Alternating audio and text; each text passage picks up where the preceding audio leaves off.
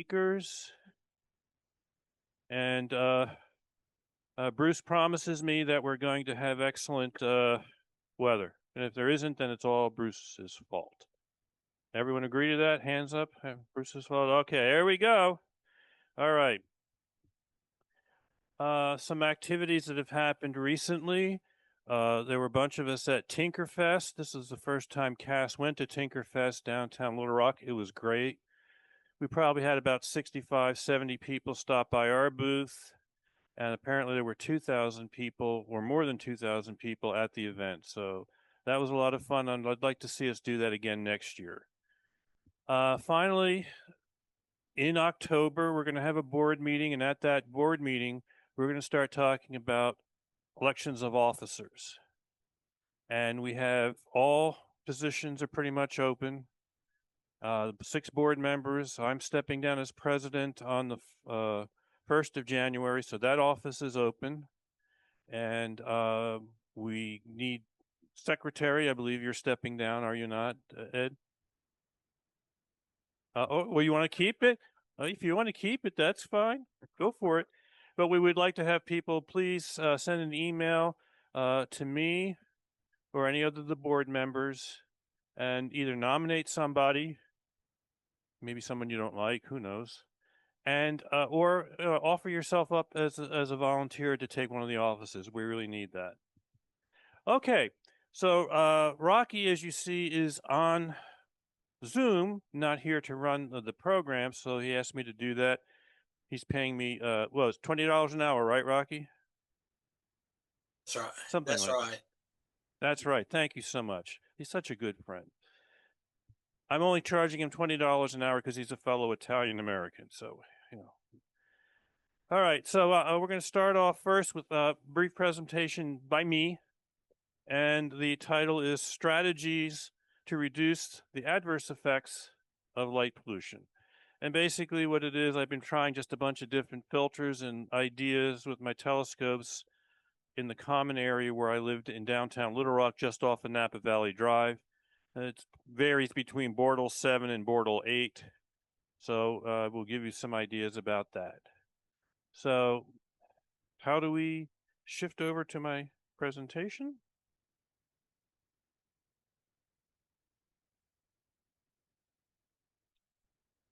Ease there. All right. So some of these slides you may have seen before, they're from me or from Bruce or others. The Bortle scale of light pollution is going from 1, meaning excellent dark, boy, it's really wonderful. And the best I've seen here in Arkansas, believe it or not, was down near Kirby. I went with Mike Hewitt, one of our club members, and he has a friend that's a farmer down there. We were there, and it was amazingly dark. I've never seen a darker sky before. So that's a wonderful place. To 8 or 9, which is inner city. And what this also shows you, as you start getting to Bortle 6 or 7, you can no longer see the Milky Way. And that leads to the fact that about 80% of the people in the United States have never seen the Milky Way because of light pollution. The thing that's supposed to give you a good thing is if you have, the pointer doesn't show up there, but you have light pollution, you have the worst thing is you have lights going all directions. Bad is you have maybe a top, and all the way to better where all the light is going down. And that's one of the reasons we can have the Dark Sky Festival up in the Buffalo National River, because one of the nearby cities, Gilbert, went to really good responsible lighting. And that was Bruce McMath did a lot of that work, working with the mayor of Gilbert to make that happen. So light pollution shows up in several different ways, visually and photographically. It seems to be more apparent in some ways when you're doing an astrophotography, because you can see off to the left of this figure, you see the bright area. And so usually in here, when you're at the RRO, the brighter area is in the southeast because there's Little Rock, and it shows up in your astrophotography images as they show here. It also shows up because objects that used to be very visible with your visual observations of even a 6-inch telescope either are invisible, such as try to see M1, the Crab Nebula, in my common area at my home. It's not there. And M3, which is a very, very nice globular cluster, not so good. So these are the kinds of things that we're running into. So the idea is trying to use filters to filter out the areas of light that are most common to light pollution, but not diminishing the light that is more common to the objects we're all interested in seeing. That's the logic. So this is a period of, this is taken in San Jose, California, and this is the light pollution profile. And you can see the peaks are the wavelengths where certain things like neon lights or mercury lamps and sodium and other things like that. And they just show up and they peak up, and they can really knock down so many of your observation images. So what they try to do, and this is a profile from a very common filter people use, the Optolong L Pro filter made by the company Optolong, is you can see where the orange lines are where you can see, how can I put it? So the horizontal axis is wavelength. The vertical axis is percent transmission of the filter. All right. So the orange emission lines are the artificial light, the light pollution, the peaks of them. The green are the areas where you're going to see the objects you want. And so they make what this is called as a band pass filter. So there are certain bands, which are the red, showing where they let light through. And you see they center on areas where you see the green, which is the light you want to see. All right. So this is one filter. A very similar filter, but half the price, and just as good, in my opinion. In fact, I think it's better, is the SV Boni SV260 filter. And you can see the patterns are very similar, but it's half the price. It's like 120 bucks. And it's an excellent filter. And in my opinion, I think it works better visually for visual observation than the Optolong L Pro. So if you're looking to try and get into using filters to get past some of your light pollution, I would recommend this as a good filter to try. Then, if you want to get and see emission nebula, which have O3 region and hydrogen alpha as their two primary points, this is a dual band pass filter. It only shows you there those two things where it's in white. This does not work at all for visual.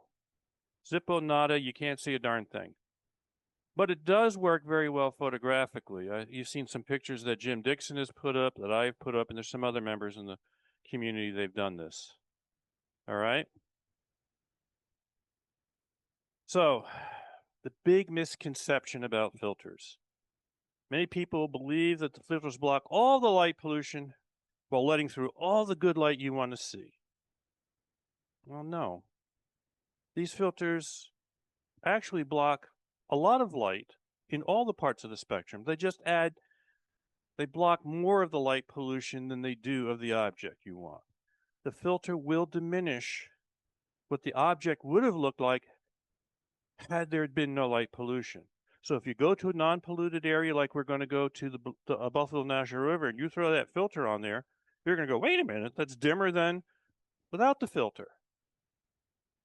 What you're trying to get and establish is a delta, the difference between the object you want to see and the light pollution. And that's what the filters are going to do for you. All right.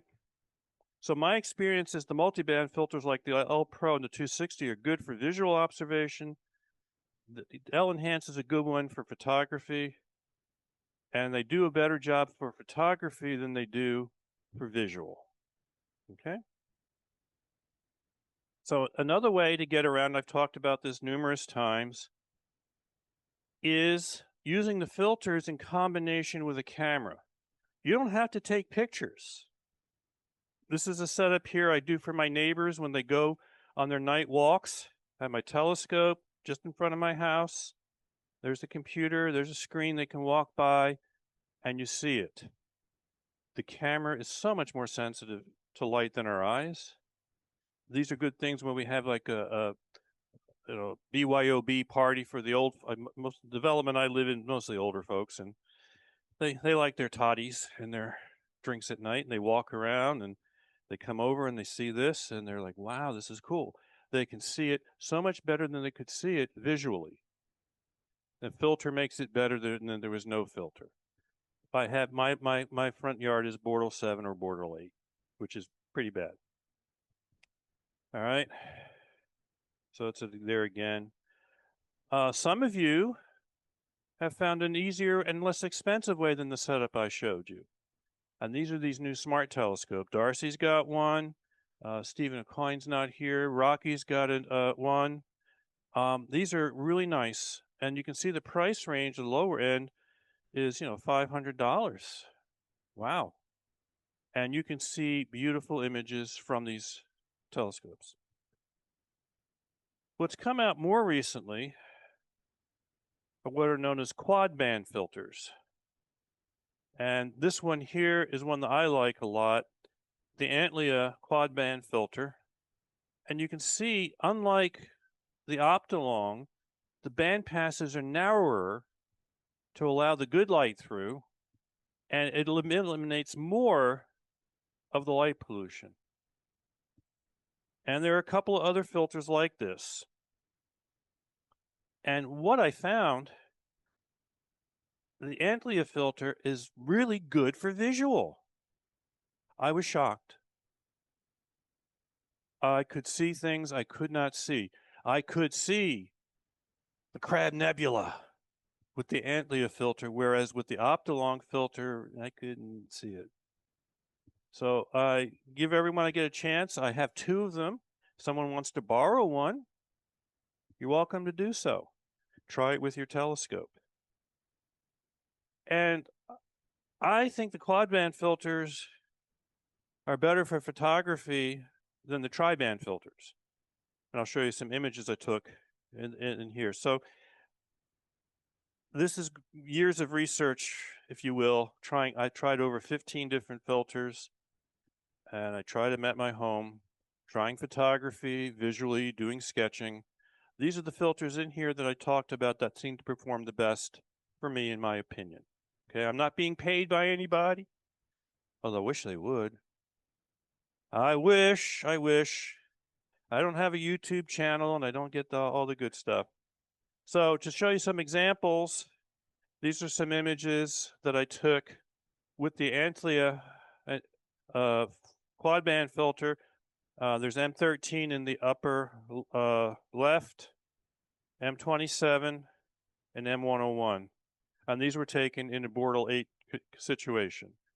Another one, I had the camera on, I used the filter into my telephoto lens, and that's a nice picture of Jupiter and Venus in the morning sky, sunrise coming up.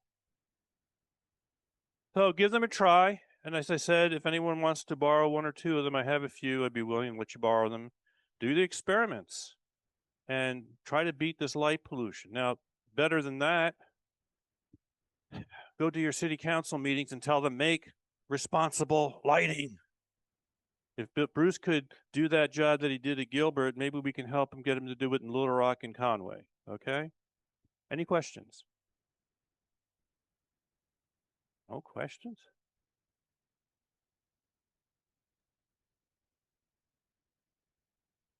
Hi, Michael. Can you hear me? Oh, yes. Go ahead, Deepak. Hi, sorry, I was trying to connect to my mic. That's a great presentation. Do you have the SV Boni, the filter that you mentioned?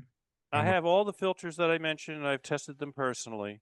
I might need to Yes. borrow that. I'm trying to get a L Pro or the L Extremes. I want to compare that. Okay, sure. Just let me know. Are you going to be up at the Dark Sky Festival? I'm afraid I'm not, Oh, I could have given you let you use it there. All right, but I would prefer letting you use it in a situation where I'm there too, so we can swap back and forth on a couple of filters. yeah, we But can do yeah, that next time when we shoot at the RRO. okay, great. And another thing, I can see you, but the presentation was not shared. I'm not sure if that's how we do it. No, you guys should have seen the presentation. No, I could see you. The presentation was not visible. I tried to, What my happened? mic was not working. I tried to ping, but So I wish someone would have said something because did you not see any of the presentation? well, I could see the screen behind you. I could barely read it. All right, they're putting the presentation in the chat. Anyone that wants to Yeah. download it. So we don't know what happened. Apparently, it's supposed to have. Yes. So next time in the future, guys, if you see that the presentation is not being shared, please speak up so that we can knock Sean over the head and let him make it share. All right. So why don't you pull up Kit's presentation next? And please, guys, Kit's going to be giving a presentation, and if it doesn't show, please let us know. Okay? Ready? Okay, this is our third series of celestial sleuth in art, in history, and literature. And we went over Starry, Starry Night with Van Gogh, and then the Norwegian Lights with Edvard Munch. And now we're going to talk about moons and tides. What it's not going to be is a detailed really detailed about which moon was what. It's just going to be the effects of what happened during the Second World War. We'll talk a little bit about Pearl Harbor, D-Day, Tarawa, and the Indianapolis. Here's a picture of one of the midget submarines that were taken into Pearl Harbor just before December 7th. There were 5 of them, and the minesweeper saw it, the USS Cardo, and they got in hold with the Ward, and the USS Ward took and fired upon it. They were able to do that because the moon and the sunrise had enough light to see that periscope early in the morning of December the 7th. And that's the crew that fired 2 shots. The first one missed, the second one hit. And there's where it hit. You can see the hole there. Everybody see that? And then the USS Ward also dropped depth charges. And of course, in Pearl Harbor, one of the things the Japanese needed when they invaded Pearl Harbor was moonlight to be able to set off their aircraft and light so they could get off easy with no no worries. And of course, there's another picture of Pearl Harbor. And then in D-Day, General Eisenhower needed full moonlight for the parachute operations. And this shows you the beaches and where the mines were and where the different obstacles were. Had had the had it been a full had the tide been in, the poles here would have ripped up the landing craft, but luckily they weren't. And then there's more, as you can see, more traps.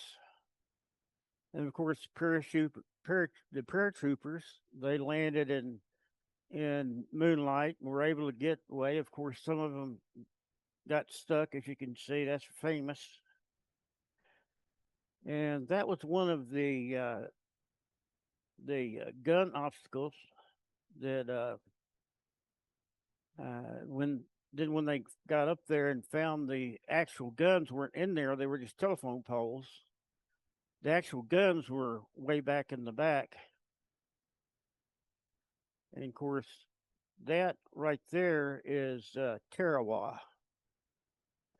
And you can see where the craft were caught on the coral reef, and the tides had not quite gotten up, so they had lots of area to have to walk to get inland to Tarawa. And they had to wade in with their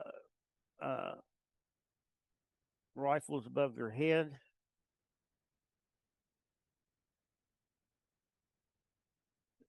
Now, how do I play this?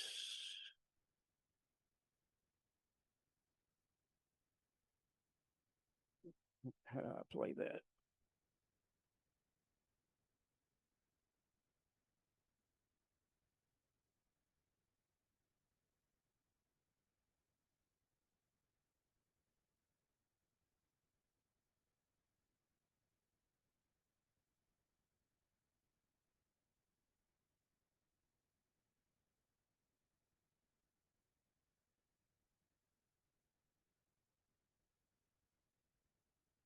Yeah.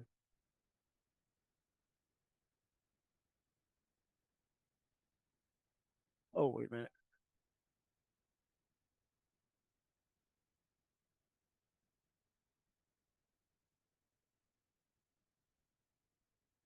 Voice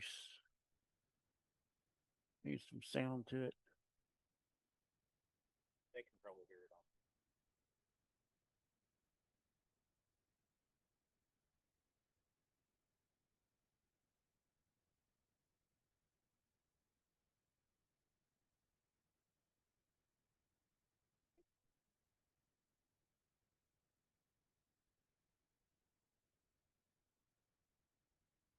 on.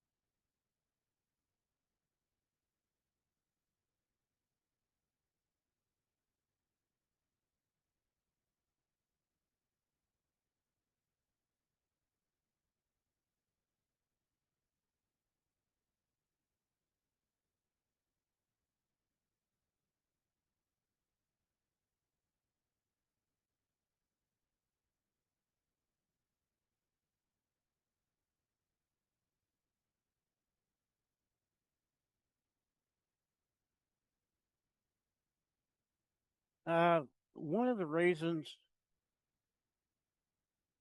that the Japanese were able to get the Indianapolis is because the moon was at 88% fullness, and they were able to see the Indianapolis on the skyline, and then they were able to go to it.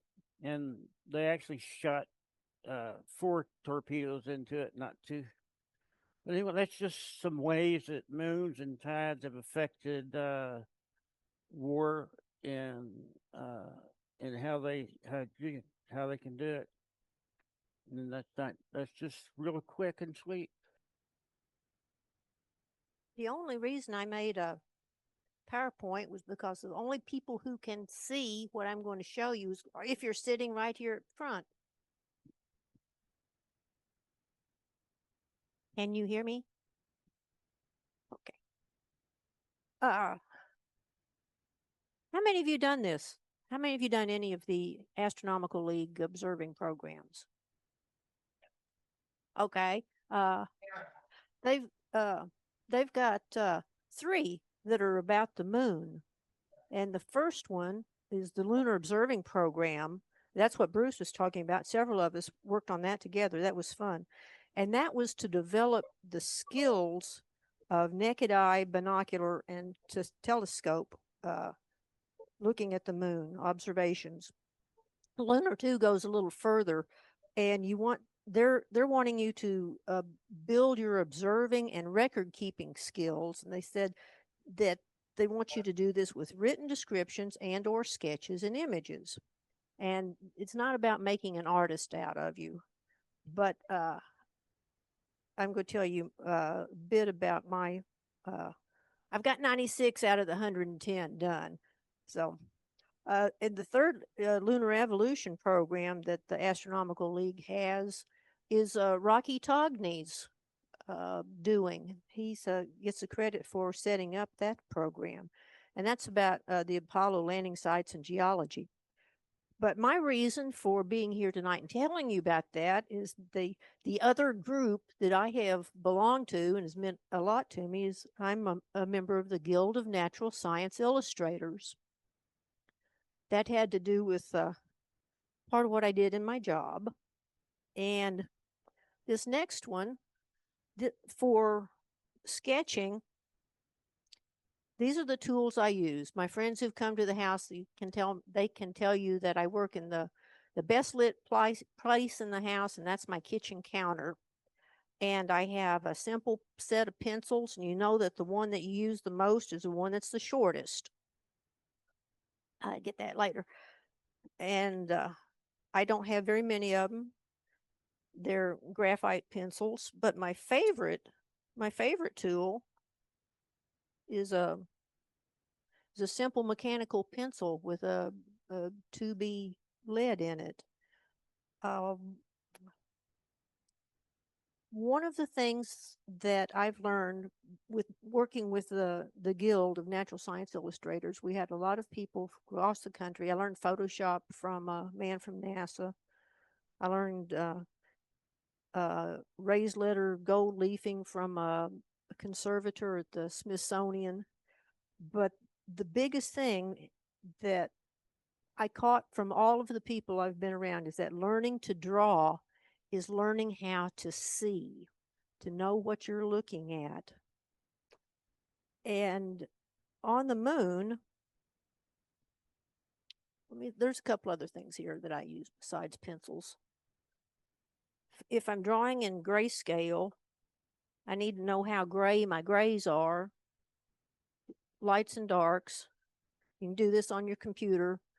Make 10 boxes, put different percentages in them, poke a hole in it, and hold it over what your drawing is.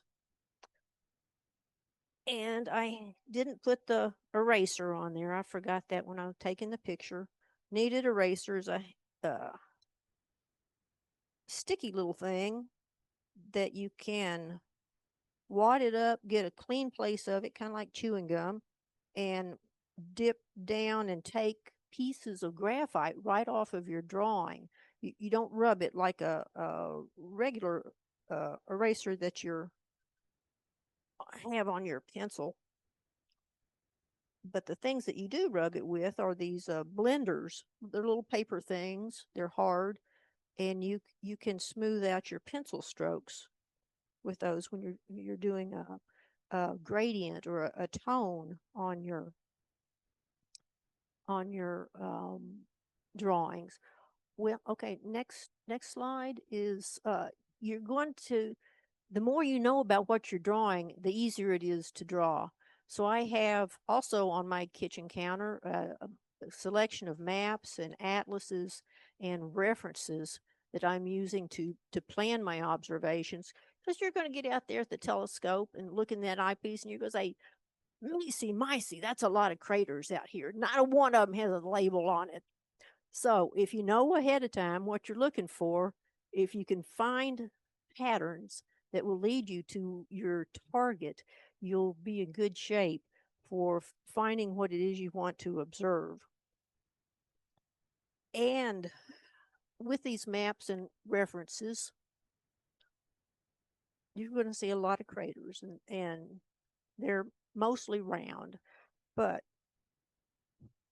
the details that you want to look for when you're sketching any of these things about, well, the moon has craters, it's got volcanics, and it's got tectonics. That's it. That's pretty much all that the moon's going to have for you to look at.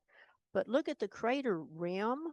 What's its condition? Is it high? Is it low? Is it sunken? Is it filled with lava? Look at the walls of the craters. Are they crumbling? Are they stacked up terrace-like? Do they have impact craters in them? Do they look fresh? Are they bright? Look at the floor of the crater. Is it wavy? Does it have ridges? Does it have craters inside of that crater? Does it have a mountain peak in the center of it? And can you see ejecta or any of the white stuff that will give it a high albedo? If you back up one more. Oh, it's covered up. I was going to show you a picture on that map. When you're learning craters, you'll find patterns.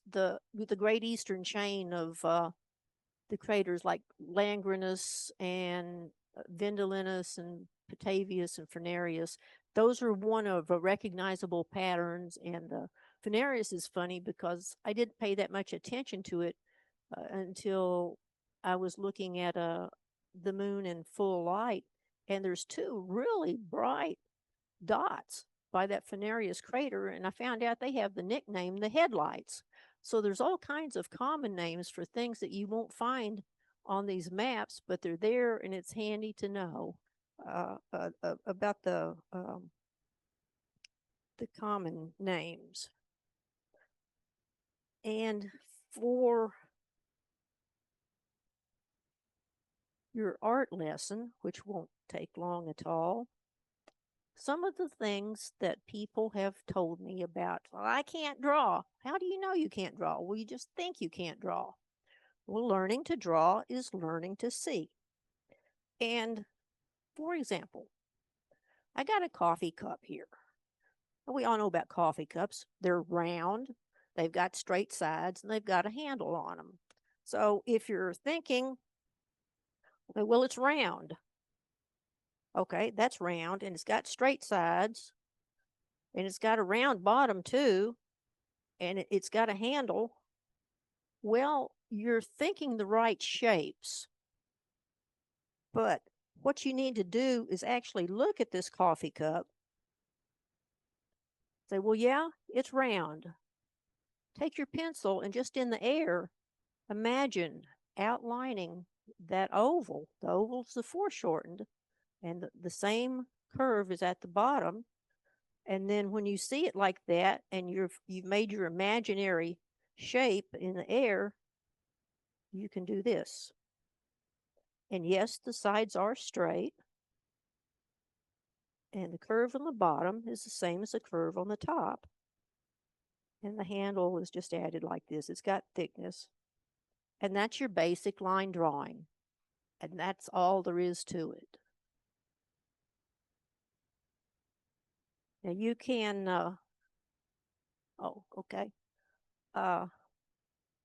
start off with your drawings with pencils, and you just put in the basic forms. And everything in your picture is on that piece of paper. You just have to make the dark lines that make that picture show up. And you can do simple pencil lines, just creations, make like comic book drawings. Though that's one way of doing things. I like to work with gradients and tones, and I do that with blending with my pencils and using lighter and darker pencils, and a light touch and a heavy touch. And so I started out with Clavius. That's the largest one that we can see easily on the near side of the moon. And I got started and said, "Meh, I don't like that." So toss that one. And that's okay. If you don't like it, you get started, you get you another piece of paper. So then I got a second piece of paper, and I said, well, I'm going to pay a little more attention here. I want to lay this out in a horizontal format, and I want to show some landmarks where you can't see that in the back. I'm sorry. I want to show the limb of the moon, which is the darkest. That's your black point. And I want to show some reference craters where you can tell where you are on the moon. The two up above, Longomontanus and Maginus, are to the north. So that gives me a perspective of, and some, it's like star hopping, only crater hopping to try to find my target. And I was happy with this one when I got that far along.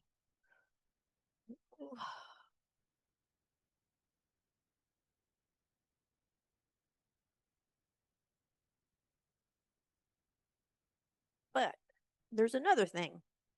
I'm putting this in a logbook. I'm making my own logbook. And so I photographed it.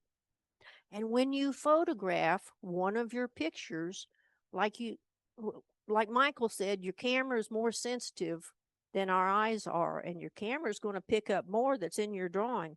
If you have another drawing underneath it, it's going to, or lettering underneath it, you can see that in a camera picture. So if you're going to photograph it, put a clean sheet of paper behind your drawing, and it will enhance your drawing, and you can use your camera settings to increase the contrast of that. You can square up the borders, give you a good clean edge, and you can use your markup tool. That's if you have an iPad with the markup tool, or you can put it into Photoshop and add your black. You can add the black of the space, and true blacks are hard to render with a pencil because you keep putting on more and more and more, and the graphite gets shiny and is reflecting off your light, and you're not sure. So I do as much as I can until I feel that's okay. And then I said, okay, the rest of it's going to be added in. You can add blacks and whites. Next, please. The Alpine Mountains and the Alpine Valleys.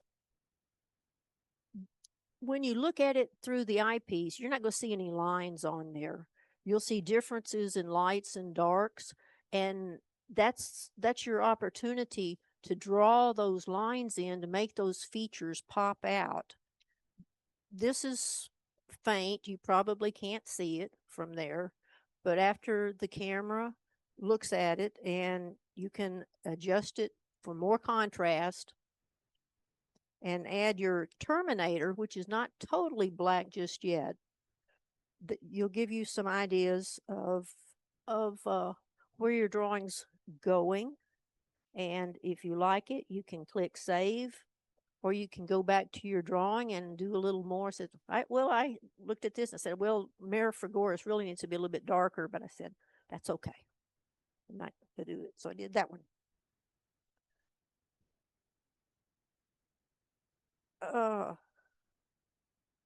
The next one, Burgess.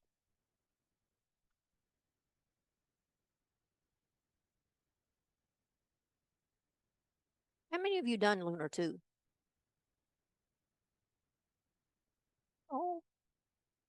Well, maybe you'll get interested in it. Let's see the next one, please. This is on the western edge of the moon, and Burgess is one of those craters that has bright ejecta out and makes rays when it's at lunar midday. And to get those, you put down your layer of gray, you smooth it out, and you pull the eraser off of the end of your pencil. It's a nice sharp eraser, and you can go swoop, swoop, swoop, swoop, swoop, and leave these. It gets these nice white rays in there. And that's how you do that. That's one way of doing that. If you work in Photoshop, you can do it a different way. And I really like Photoshop because you don't get any paint on the floor and it has an undo button. And that's a problem about drawing with any traditional media. You don't have the option of that undo button.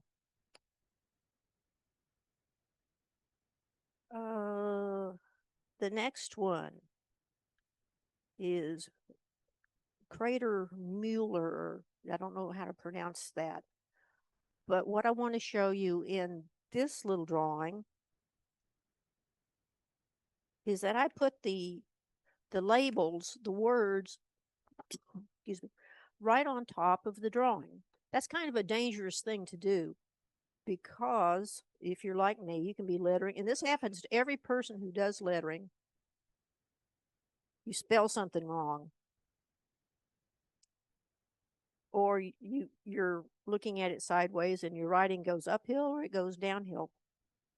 So the way to get around to that is you get a scrap piece of paper, you write in your very best printing about the right size that you think, and you put right underneath where you're going to put that on your drawing to make sure it fits. You're not writing Ptolemaeus and you run out of room. You get it spaced right, and you use the level of the edge of the paper for your straight line, and you can put a nice tidy label right there on your crater. And that's worth the price of admission right there. Another way of getting a gray background is to start with a colored piece of paper. You can add grays and you can add whites. Whites are hard to add onto a colored paper, but then you take a picture of it and convert it to grayscale. And that's the next one.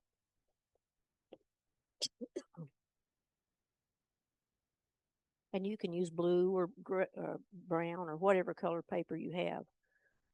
If you're doing the whole moon, it takes a lot of filling in to do those grays. And this next one and the last one is the straight wall. How many of you seen the straight wall on the moon? Groupies recta. Well, the requirements are that you observe it at sunrise and you observe it at sunset. So sunrise, I work kind of small on this one. Oh, and that's another thing. If you draw large, you can shrink it down and your drawing looks beautiful once you get it shrunk down. It minimizes all your boo-boos that happen in your so here's Groupies recta at sunrise, and I was fairly happy with how that happened because you don't have to add a whole lot of darks to it. That's adding the darks is the hard part. And then a couple of weeks later, I went out and I was trying to draw it at night and this is pretty terrible. I'm not going to use this one. So what I did was I drew it where the light was the dark and I could invert it. So I just had to make a very light drawing. I put a strong straight line on there, took it into Photoshop and inverted it. And you can do that with any kind of pencil drawing. If you want to draw the Andromeda Galaxy, draw it in pencil, put it in Photoshop, invert it, and you've got a nice dark sky picture. And that is what I've been doing. Yeah.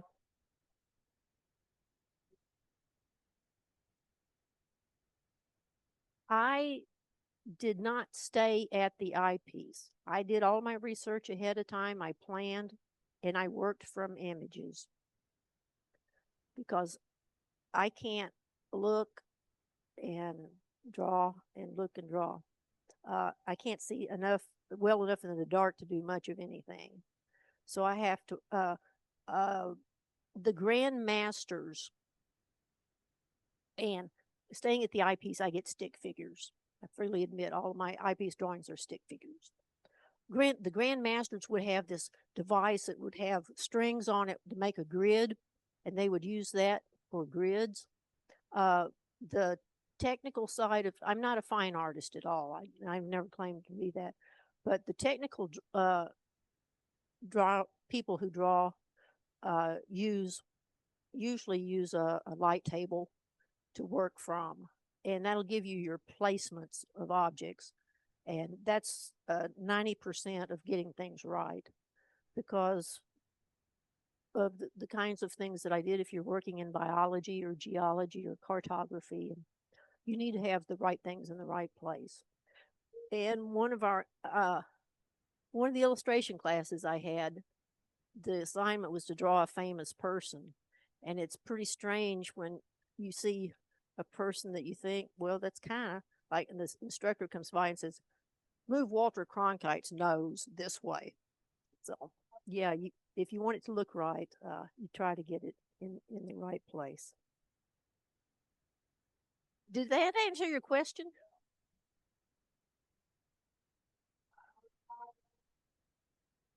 Uh-huh. Yeah. Because once you're really looking at those things, I said, hey, yeah, here's this crack, the reel that goes around here, and it does this, and you can see how the graben with the two sections of the crust of the moon might drop. And there's, yeah, once you kind of understand what you're doing, it'll help you draw it.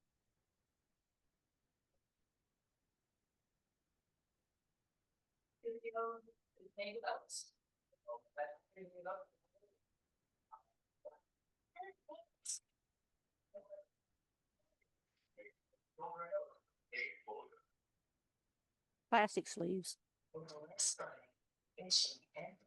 Yeah, when I'm drawing, I use a napkin, and I put it, it's kind of to protect your hand. I come home from work, I'd have ink and little letters, the chart pack letters we used to use, they'd be stuck on my arms, and yeah. So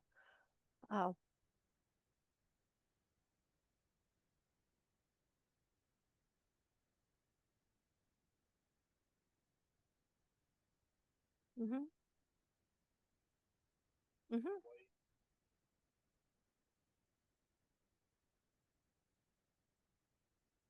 Uh-huh. Stephen Alquin is a master of renderings of these things using chalk. I have one of his drawings he gave me. They are. So, no other questions? I'm done. I've got something. Can you hear me? Yes, Rocky. First of all, beautiful sketches. Thank you. I just wanted to say that I did mine from the eyepiece, and my sketches look like kids did them compared to yours. So If you draw from the eyepiece, you're going to get those kinds of right, things. but That's what. but they don't have to be to do Lunar 2. They don't have to be fantastic. But I wanted to say that before digital cameras, you could see more. You got more out of sketches than you did out of photographs, because photographs had the seeing would fluctuate, and you had to do a time exposure or something like that. The planets and the moon, you got more detail out of seeing, because your eye could catch instance of good seeing and see details that you couldn't see when the seeing was bad, or when you had had to use a camera that did the seeing over seconds and couldn't take it that way. So before digital, and there's beautiful books and stuff like that that people have done before digital and still are doing, like you, with sketching like this.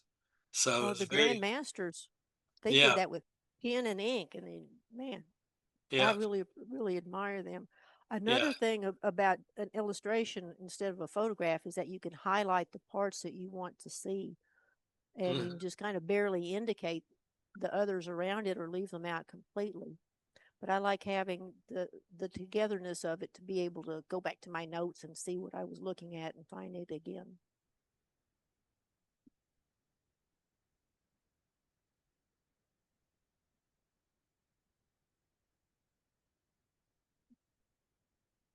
Thanks a lot, Darcy. Thank you, Rocky.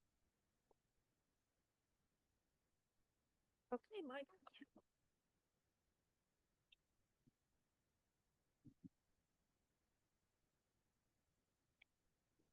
All right, so just a little few things to take care of business. One of the things I should have done at the beginning of the meeting, but I did not, so please accept my apology. I do see we have a couple of new people here. So if you would get up and introduce yourselves, I would be great to the group.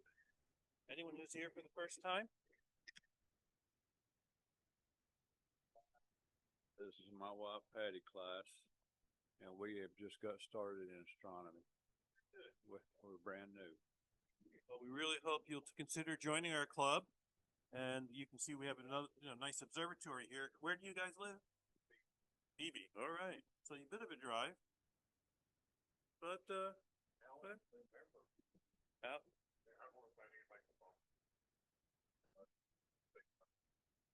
My name's Alan Seeley. I live in, where do I live? I live in Flippin. And I've been doing astronomy, I don't know, 20, 30 years. Back into like fire left.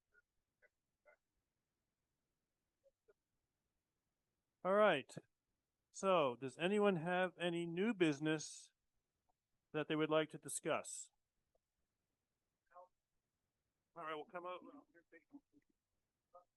Yeah, well, the people on Zoom can't hear you.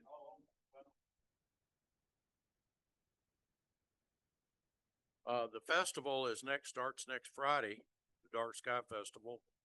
We've got a little over 455 people registered at this point. So we're going to have a nice turnout. You asked me about dark sky. Well, we're trying to work on that. We've got a lot of communities in Northwest Arkansas interested in ordinances. Hot Springs has passed an ordinance. We got to the city planning level in Little Rock some years ago, and the city planning chair blocked us. I think he thought he was taking care of the contractors and developers and so forth, which is not true. He's gone. I'd like to get back around and make an effort at that. Someday we need to work at Conway. It would be wonderful to work with Conway since that's in our northeast sky here. The other thing is we've got International Observe the Moon Night coming up October the 4th. And we're trying to set that up where we have events not just in one place. It looks like the Central Arkansas event will be at the Twin Rivers Park, but do need to know how to get Two Rivers Park, how to get a hold of the city about that. What? Yeah. Oh, did you? All right. We need to nail that down. I'm sure Darcy's got something rigged up in the Mapleville. All right. In the Benton area. Sean and Andrew are trying to work with UCA. I'm not sure where that stands now. Do you know, Sean? Okay. Yeah, he said we could do it, but Andrew wanted to talk to him. So we got that. At this point, the northeast group has not found a spot in the Sherwood, Cabot, Jacksonville direction. Rocky was working on that, and he had an elementary school he thought would work out, and it hadn't worked out. So that one we don't know about yet, but that's just around the corner. I believe we're going to have some charts about the Globe at Night project, and Carl Schultz has got some planispheres. So I know, yeah, the build them yourself. Planisphere, sundial. Oh, is it a sundial? Sundial. Okay, I knew it was some kind of craft. So, but beyond that, I'm not sure. Right. Good, Bruce. One of the things you did mention Thursday night is for the volunteers, right? That's right. That's right. So yeah, the grounds at the festival open on Thursday night. This year the festival just 2 nights, Friday and Saturday night. But the grounds are open Thursday night for the volunteers, so it's just volunteers only on Thursday night. All right. Anybody else, either in Zoom land or here, for new business or other things that they'd like to discuss? If not, all right, I'm going to close the meeting for this month, and I hope I see most or all of you up at the Dark Sky Festival. Oh, you had something back there? Nope. All right. So, take care, and let's hope for some clear weather, which we haven't had a lot of. All right, everyone. Good night.